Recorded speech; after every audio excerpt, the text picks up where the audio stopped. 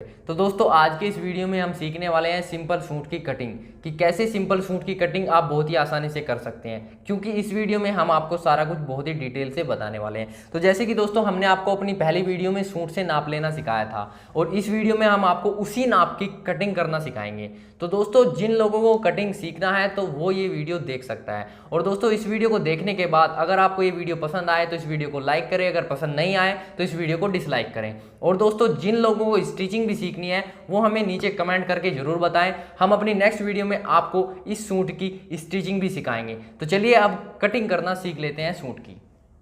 तो दोस्तों कटिंग सीखने के लिए आपको सबसे पहले सीखना होगा अपने कपड़े को बिछाना, किस प्रकार से हमारा कपड़ा बिछाया जाता है। तो जैसे कि ये हमारा कपड़ा है, हम इसको मार्केट से लाए हैं, ये सेम ऐसे ही रखा हुआ है जैसे कि मार्केट से आता है। तो अब हम आपको इसको खोलना और फिर इसको बिछाना सारा कुछ बताने वाले हैं।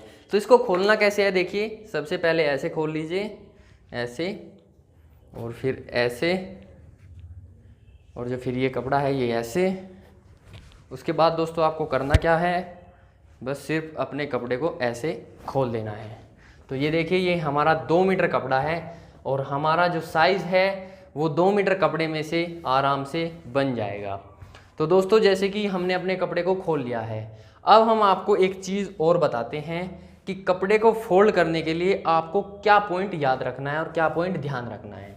दोस्तों जैसे कि आपका दामन, जो आपका दामन होता है उसके अकॉर्डिंग कपड़ा फोल्ड किया जाता है। तो जैसे कि हमारा दामन यहाँ पर 20 इंच है तो हम 20 इंच का आधा करेंगे। 20 इंच का आधा होता है 10 इंच।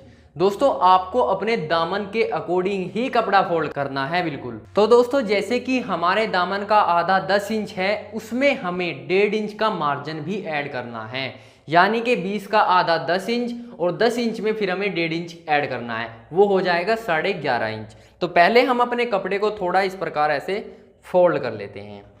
अब दोस्तों हमें नापना है यहाँ पर 11.5 इंच। जो हमारी ये कन्नी है, देखिए यहाँ पर जो हमारे कपड़े में कन्नी होती है, इस कन्नी को आपको छोड़ देना है, मतलब इस कन्नी को आपको नहीं नापना।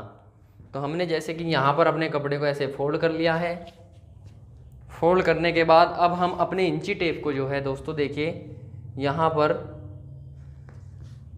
इस तरीके से अपनी जो ये कन्नी है, कन्नी को आगे की तरफ निकाले रखेंगे और यहाँ पर इंची टेप रखकर अपना 11.5 इंच पर फोल्ड करेंगे। तो इसके लिए क्या करना है, आपको अपने पहले 11.5 इंच पर निशान लगा लेना है, ताकि आपको मालूम रहे कि आपका 11.5 इंच कहाँ पर बैठता है, नीचे भी और ऊपर भी।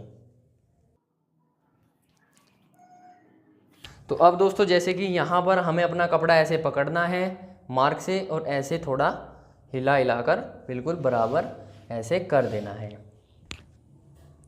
तो ये देखिए दोस्तों ये हमारा कपड़ा बिल्कुल ऐसे फोल्ड हो चुका है। इसके बाद दोस्तों यहाँ पर हमें अपने कपड़े पर थोड़ी प्रेस लगा लेनी है, ताकि हमारा कपड़ा बिल्कुल फिनिशिंग से यहाँ पर बैठ जाए। आपको भी प्रेस लगानी है। तो दोस्तों देखिए यहाँ पर हमने अपने कपड़े पर बिल्कुल अच्छे से प्रेस कर ली है, आपको भी इसी तरीके से करनी है। अब मैं आपको एक बात और बता दूं, अगर आपके दामन का साइज कुछ भी हो, आपको उसका आधा करना है, उस आधे में आपको 1.5 इंच प्लस करना है और फिर अपने कपड़े को ऐसे फोल्ड कर देना है। तो अब दोस्तों क्या करना है, अब आपको सबसे पहले ऊपर की तरफ एक सीधा निशान लगा लेना है। इस तरीके से सीधा निशान लगाने से आपका ये फायदा होगा कि आपका जो तीरा होगा वो बिल्कुल सीधा कटेगा ऊपर की तरफ। देखिए दोस्तों यहाँ पर हमने बिल्कुल सीधा निशान लगाया। अब हम इसको काट कर अलग कर देंगे। तो यहाँ पर काट कर हमने बिल्कुल इसको बराबर कर दिया है। इसके बाद हमें लगाना होता है अपनी लंबाई का निशान। आपकी लंबाई कुछ भी हो, आपको अपने इंची टेप को इस प्रकार ऊपर की तरफ मिलाकर रखना है और नीचे की तरफ जितनी भी आपकी लंबाई है उतना ही निशान लगाना है। बस सिर्फ उसमें 1/2 इंच ऐड करना है। 1/2 इंच क्यों ऐड करना है, जब आप अपने सूट की कटिंग कर लेंगे और उसे मतलब फ्रंट को बैक में अटैच करेंगे तो आपकी कंधी जुड़ते वक्त आधा इंच का मार्जिन वहाँ पर चला जाएगा। तो आपको आपकी जितनी भी लंबाई रखनी है सिर्फ उसमें आधा इंच ऐड करना है। तो जैसे कि हमारी यहाँ पर लंबाई 36.5 इंच थी, तो हम इसमें 1/2 इंच ऐड कर लेंगे, तो हो जाएगी हमारे यहाँ पर 37 इंच। तो 37 इंच पर हम देखें यहाँ पर इस प्रकार से निशान लगाएंगे। ये हमने सीधा निशान लगाया इस प्रकार।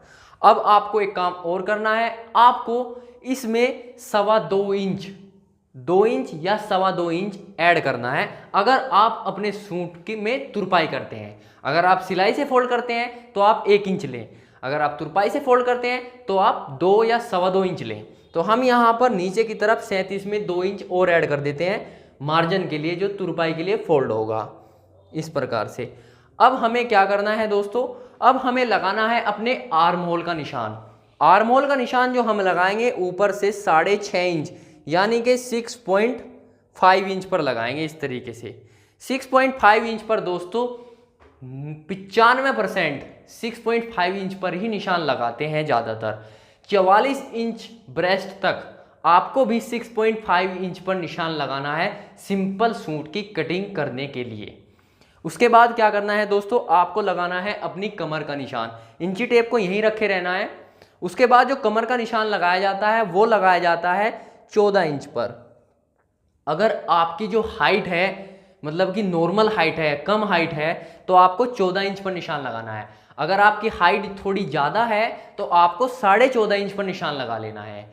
ये डिपेंड करता है आपके कस्टमर पर कि उनकी हाइट कितनी लंबी है या फिर उनकी हाइट कितनी कम है। कम है तो 14 इंच पर निशान लगाएं, थोड़ी ज़्यादा है तो 14.5 इंच पर निशान लगा लें कमर का। उसके बाद दोस्तों आपको निशान लगाना है अपने हिप का। हिप का निशान हम लगाएंगे ऊपर से 21 इंच पर। ज़्यादातर हिप का निशान भी ऊपर से 21 इंच पर ही लगाया जाता है। यहाँ पर आप अपने कस्टमर से पूछ भी सकते हैं कि आपको अपने हिप, मतलब कि जहाँ पर चाक पल्ले खुलते हैं, वो कितने इंच पर रखने हैं। वैसे नॉर्मली 21 इंच पर हिप का निशान लगाया जाता है। अब इसके बाद हमें क्या करना है, अपने सारे निशानों को सीधा कर लेना है स्केल की मदद से।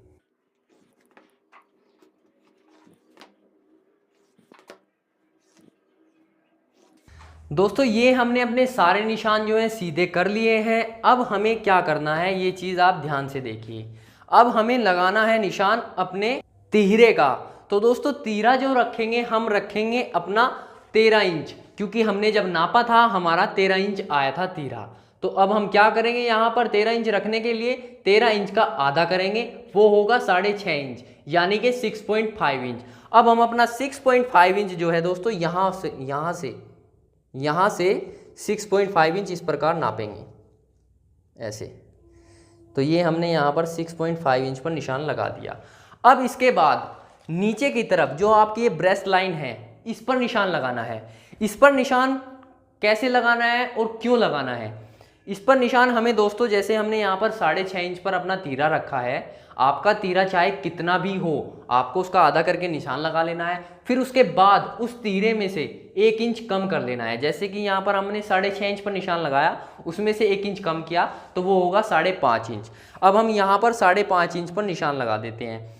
अब आपके दिमाग में ये बात आई होगी कि ये निशान लगाया क्यों है। दोस्तों ये निशान इसलिए लगाया है ताकि आपके जो आर्म होल होता है इसकी शेप जो है अच्छी आए। क्योंकि काफ़ी बार क्या होता है दोस्तों, आपके आर्म होल की साइड में यहाँ पर झोल आता है, तो झोल ना आने के लिए हम इसको ऊपर से 1 इंच कम पर निशान लगाते हैं। आप दोस्तों इसको आधा इंच कम या फिर 0.25 इंच कम भी कर सकते हैं। वो डिपेंड करता है आपकी बॉडी स्ट्रक्चर पर कि आपकी बॉडी स्ट्रक्चर किस तरीके की है। जब आप किसी का नाप लेते हैं, जैसे कि हमने तो सूट का नाप लेना आपको बताया हुआ है, तो हमने यहाँ पर अपने दिमाग से उस सूट की फिटिंग को देखकर ऊपर से नीचे की तरफ, मतलब ऊपर वाले निशान से 1 इंच कम किया है।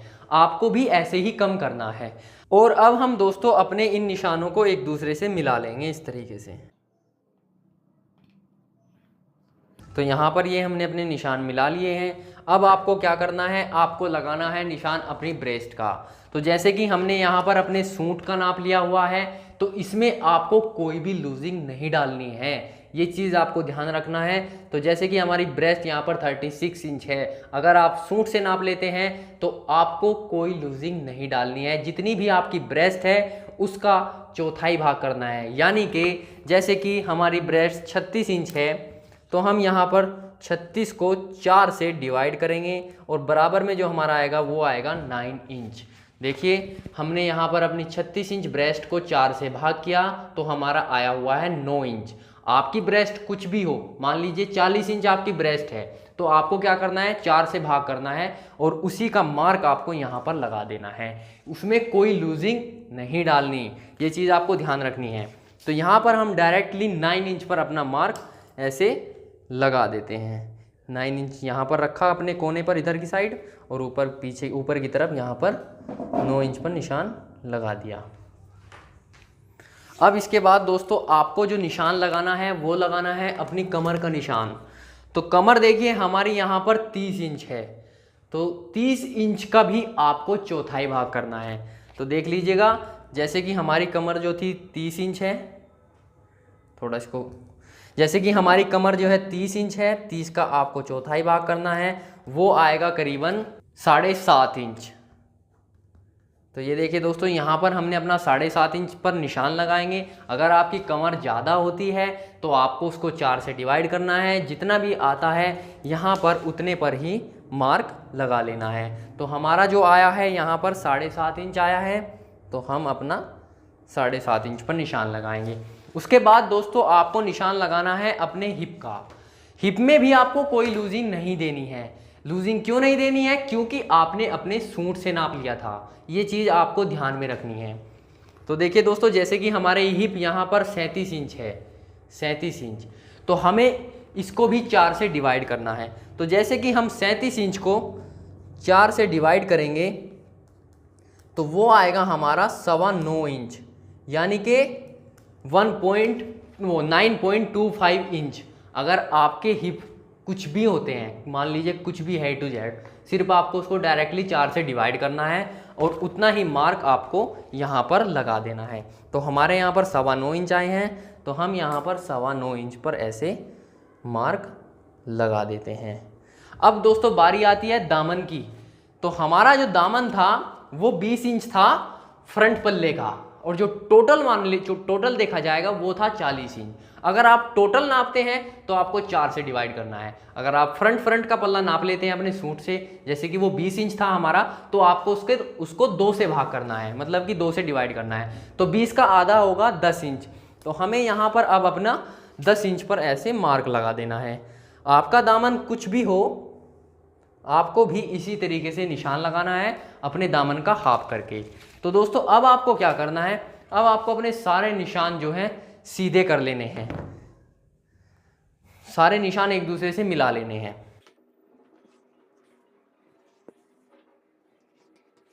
तो दोस्तों जैसे कि ये हमारे मार्क हमने एक दूसरे से मिला लिए हैं, अब आपको करना क्या है, आपको अपने हिप से और यहाँ तक मार्जिन छोड़ना है। पहले वो छोड़ना है 1.5 इंच का, यानी कि मान लीजिए जितना आपका ये फीता है, फीते की चौड़ाई के अकॉर्डिंग भी छोड़ सकते हैं, मतलब कि 1.25 इंच या फिर 1.5 इंच, जितना आपको अच्छा लगे आप उतना मार्जिन छोड़ दीजिएगा।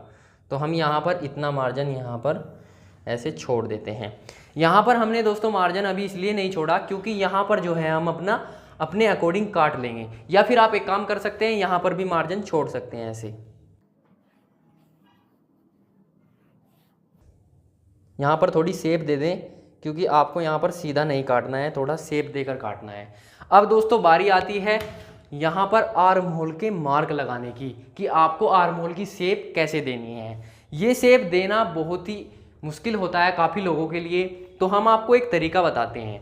तो दोस्तों उसके लिए आपको मैं एक बात बता देता हूँ। नॉर्मली बिगिनर्स के लिए जो परफेक्ट होंगे वो तो डायरेक्टली लगा देंगे, सिर्फ आपको अंदाज़ा करना है। आपको जैसे कि ये आपका हाथ है, आपको इस प्रकार से इसको ऐसे रखना है और करीबन यहाँ से अपने माइंड में सोचना है कि ऊपर करीबन 2.25 इंच के लगभग ऊपर तक यहाँ पर अपने चाक को ऐसे रखना है। चाक को रखने के बाद गोलाई जो है दोस्तों देखिए इस प्रकार से आपको देनी है, ध्यान से देख लेना। गोलाई इस प्रकार से देनी है ऐसे, और यहाँ पर आकर ऐसे आगे की तरफ निशान लगाने देना है। तो देखिए दोस्तों यहाँ पर हमारी बिल्कुल परफेक्ट गोलाई ऐसे लगी हुई है। एक बार फिर से मैं आपको बता देता हूँ कि गोलाई कैसे देनी है। ऐसे अपने हाथ को ऐसे रखना है, यहाँ पर ही दिखा देता हूँ। यहाँ पर अपने हाथ को ऐसे रखना है, ये जो 3 उंगली होती है इनको ऐसे रखें, और यहाँ पर चौक रखने के बाद अपने हाथ को इस तरीके से ऐसे घुमाएं। ऐसे घुमाने से जो है ना बिल्कुल आपकी जो गोलाई है वो बिल्कुल अच्छी आएगी। ये चीज़ आपको कोई नहीं बताता, तो आपको ये चीज़ ध्यान से सीख लेनी है। अब दोस्तों बारी आती है हमारी कटिंग करने की। अब हम इसकी कटिंग करेंगे। तो दोस्तों आपको अब कटिंग जो है ऊपर की तरफ जहाँ पर हमने अपने तीरे का निशान लगाया था यहाँ से स्टार्ट करनी है। कटिंग करने के लिए देखिए आपको कैंची को इस प्रकार से इसके नीचे ऐसे रखना है और कैंची को आराम से चलाना है। अगर आप बिगिनर्स हैं तो आप आराम से चलाएं, अगर आप परफेक्ट हैं तो आप थोड़ी तेज़ी से चला सकते हैं, लेकिन गोलाई पर तो आपको ध्यान रखना है कि आपको जो है आराम से चलानी है।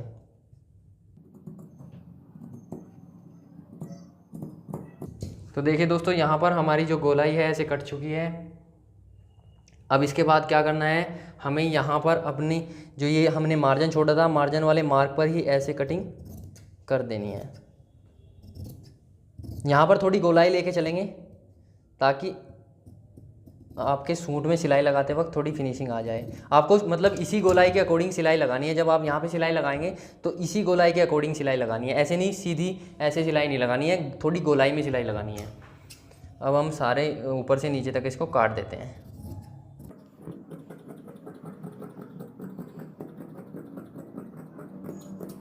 अब नीचे से यहाँ पर जो हमारी लंबाई है, लंबाई में जो हमने मार्जिन दिया था इस मार्क से इसको काट देंगे।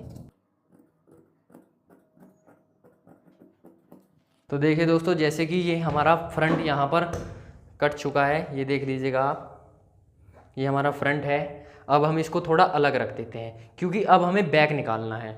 तो बैक निकालने के लिए जो आपका कपड़ा बचा हुआ है, ये देखिए यहाँ पर जो हमारा इधर की साइड में ये कपड़ा है, इसको हम थोड़ा ऊपर खींच लेते हैं ऐसे।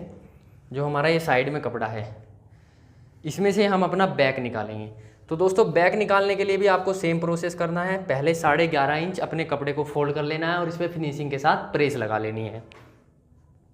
तो दोस्तों बैक काटने के लिए हमने अपने कपड़े को फोल्ड करके अच्छी फिनिशिंग के साथ प्रेस कर ली है। इसको भी आपको ऐसे ही फोल्ड करना है, जितना भी आपका दामन हो उसका हाफ करके 1.5 इंच मार्जिन बढ़ा देना है। अब आपको करना क्या है, आपको अपना फ्रंट ले लेना है जो सा आपने अभी अभी काटा हुआ है। इसको आपको अपने बैक के ऊपर की तरफ बिल्कुल मिलाकर, ऐसे बिल्कुल ऊपर की तरफ मिलाकर और यहाँ साइड से यहाँ से भी बिल्कुल मिलाकर ऐसे रख लेना है। दोस्तों ये बिल्कुल परफेक्ट तरीका है कटिंग करने का। अगर परफेक्ट लोग होंगे तो वो क्या करेंगे, वो पहले ही कपड़े को ऐसे फोल्ड करके फ्रंट और बैक को एक साथ निकाल देंगे। लेकिन हमारा मेन पर्पस है आप लोगों को अच्छे तरीके से समझाना, ताकि आपको लाइफ में कोई भी प्रॉब्लम फेस ना करनी पड़े। अब दोस्तों आपको मैं एक पॉइंट की बात बताता हूँ यहाँ पर। जैसे कि अगर आपका नेक फ्रंट वाला हिस्सा, मतलब कि जो अब आप सूट पहनते हैं, आपका सूट जो है पीछे की तरफ भागता है, अगर आपका सूट जो है पीछे की तरफ भागता है तो उसके लिए आपको करना क्या है, आपको अपने जो ये फ्रंट है इसको थोड़ा सा ऐसे नीचे खिसका लेना है, करीबन ½ इंच। देखिए यहाँ पर, ये यहाँ पर देख लीजिएगा आप, ये हमने यहाँ पर करीबन ½ इंच देखिए इधर की तरफ नीचे की तरफ खिसका लिया है, ये हमारा बचा हुआ है। ठीक दोस्तों, अगर पीछे की तरफ जाता है, अगर नहीं जाता है बिल्कुल फिट है तो आपको बिल्कुल मिलाकर ऐसे रखना है। तो हमारा जो सूट है, जिनका ये सूट हम बना रहे हैं, उनकी बिल्कुल फिटिंग जो है सही है, उनका सूट पीछे की तरफ को नहीं भागता, तो हम इसको बिल्कुल मिलाकर ऐसे रखेंगे। उसके बाद एक बार फिर इसके ऊपर प्रेस लगा देंगे।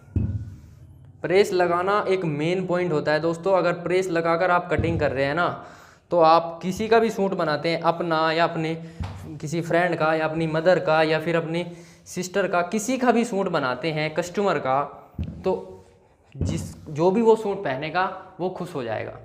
तो दोस्तों अब करनी है आपको कटिंग। कटिंग करने में भी आपको एक पॉइंट ध्यान रखना है, जो बैक का जो आर्महोल होता है, आर्महोल की जो शेप होती है दोस्तों, वो थोड़ी ज़्यादा रखी जाती है। क्यों ज़्यादा रखी जाती है? क्योंकि जब हम यहाँ पर सिलाई लगाते हैं तो आपके जो शेप होती है आर्महोल की, उसमें कोई भी झोल वगैरह नहीं आता और फिटिंग भी अच्छी रहती है। तो इसलिए यहाँ पर थोड़ा हमें ज़्यादा रखना होता है इस वाले हिस्से पर। यहाँ पर भी हम थोड़ा निशान लगा देते हैं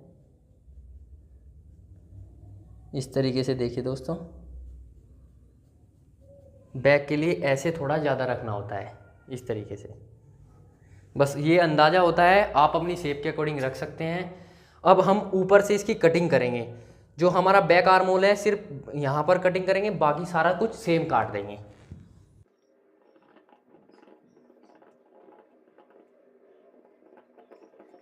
तो ये देखिए दोस्तों, हमारा जो आर्म होल है बिल्कुल सही तरीके से कट चुका है, परफेक्ट कटा हुआ है बिल्कुल आर्म होल। अब आपको करना क्या है, बस अपनी शेप के अकॉर्डिंग, मतलब जो भी आपकी यहाँ पर ये है बिल्कुल मिलाकर इसको काट लेना है।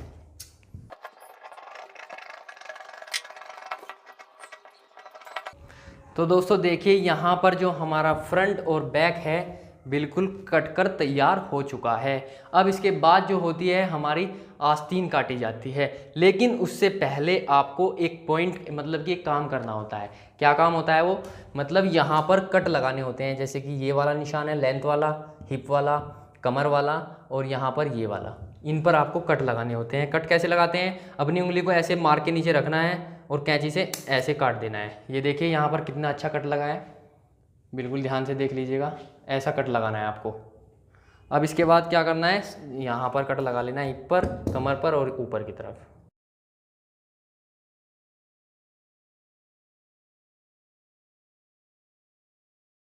तो दोस्तों देखिए यहाँ पर हमारा सूट जो है बिल्कुल कटकर तैयार हो चुका है। अब हमें काटनी है अपनी आस्तीन।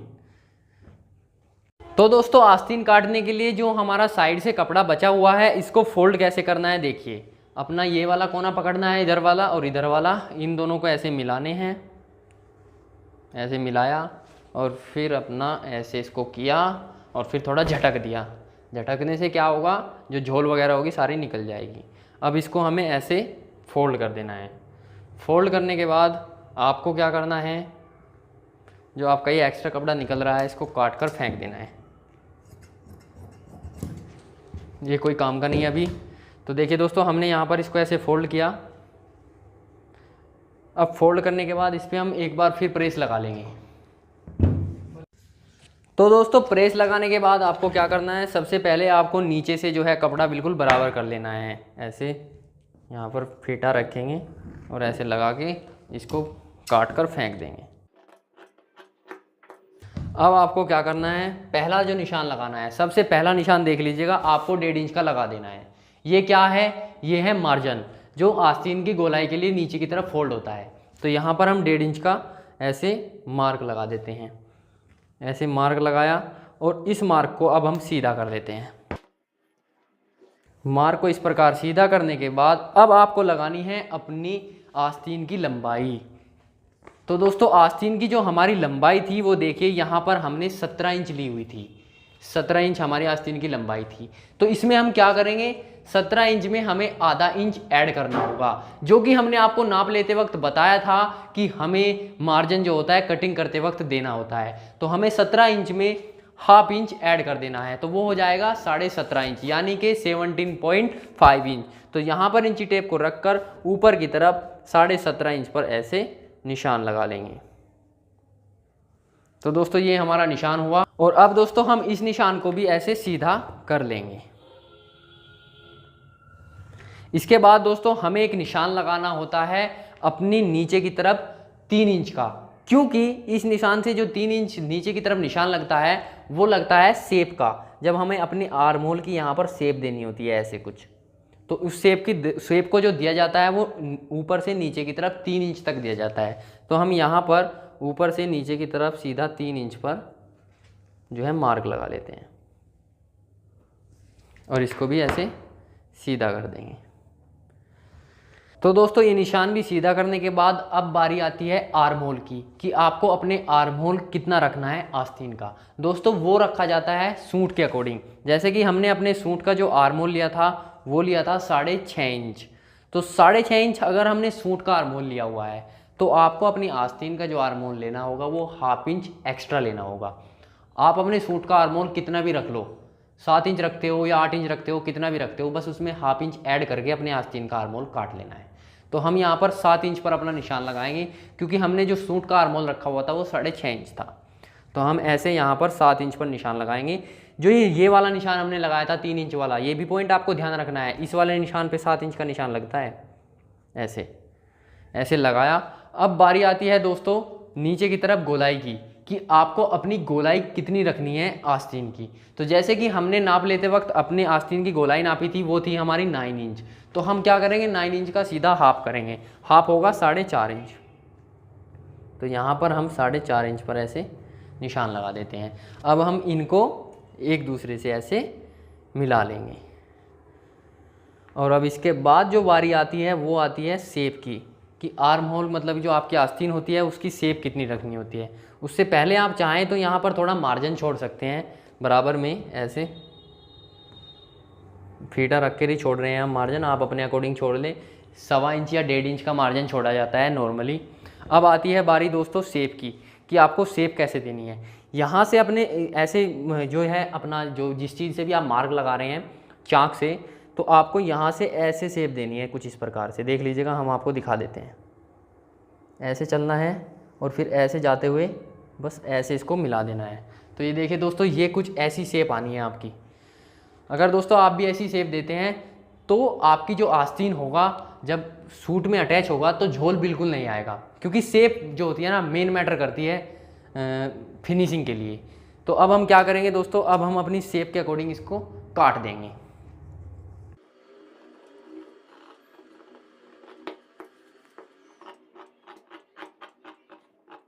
तो दोस्तों देखिए, ये हमारी आस्तीन कट चुकी है। अब बारी आती है दोस्तों शेप देने की, फ्रंट और बैक की, कि फ्रंट कौन सा हिस्सा रखा जाएगा और बैक कौन सा हिस्सा रखा जाएगा। तो इसके लिए आपको अपनी आस्तीन को ऐसे खोलना है। देखिए 2 आस्तीन हमने एक साथ काटी थी, तो दोनों आस्तीन को ऊपर से मतलब कि ऐसे पकड़ना है और ऐसे खोल लेना है।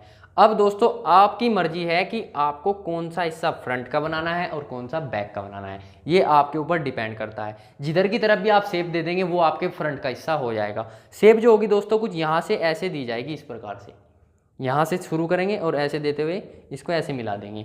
तो पहले हम आपको कैंची से ही बता देते हैं, क्योंकि कैंची से शेप देंगे डायरेक्ट तो अच्छी शेप आएगी। मार्क से भी हम आपको चलो बता देते हैं। यहाँ से क्या करना है, ऐसे जाना है, ऐसे थोड़े मार्क लगाकर ऐसे, और ऊपर की तरफ इसको ऐसे यहीं पर मिला देना है इस कोने पर।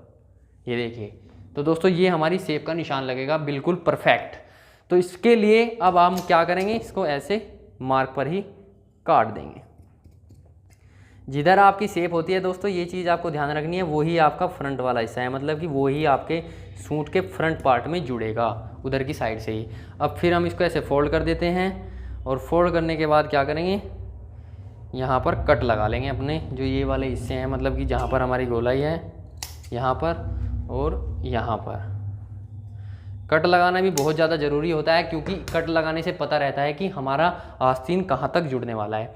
तो ये देखिए दोस्तों, हमने अपनी आस्तीन, अपने सूट का फ्रंट और बैक सारा कुछ काट लिया है। इसके बाद भी अगर अब भी कोई प्रॉब्लम रह जाती है तो कमेंट करके बताना। कुछ भी दिक्कत होती है या फिर मेरे समझाने में कोई भी प्रॉब्लम आपको लगती है, या फिर ये लगता है कि मुझे कुछ और भी आपको बताना था, तो कमेंट करके ज़रूर बताना। मैं कोशिश करूंगा कि आपको वो अपनी अगली वीडियो में स्टिचिंग में और भी अच्छे तरीके से बता सकूं। तो दोस्तों आज का ये वीडियो हमारा यहीं पर ख़त्म होता है। इसके बाद हम मिलते हैं अपनी नेक्स्ट वीडियो में, जिसमें हम आपको इसी सूट की स्टिचिंग करना बताएंगे। दोस्तों आप हमारी कटिंग और स्टिचिंग की वीडियो देखकर अपने हर साइज़ के लिए कटिंग और स्टिचिंग कर सकते हैं। सिर्फ नाप जो है हमारा अलग था, मेथड वही फॉलो करना है जो हमने इस सूट को काटते वक्त फॉलो किया है। आपको भी वही मेथड फॉलो करना है। और दोस्तों अगर आपको हमारे समझाने का तरीका अच्छा लग रहा है तो प्लीज़ उन लोगों के पास इस वीडियो को जरूर शेयर करना जो लोग अभी अभी बिगिनर्स हैं और जो लोग सिलाई सीखना चाहते हैं। उन लोगों के पास शेयर जरूर कर दें, ताकि उनका पैसा बच जाए वेस्टेज होने से और वो अपने घर बैठे ही सिलाई सीख सकें। तो दोस्तों मिलते हैं अपनी नेक्स्ट वीडियो में, उसमें हम आपको इसी सूट की कटिंग और स्टिचिंग मतलब स्टिचिंग सिखाने वाले हैं। तब तक के लिए thank you for watching, tata bye bye.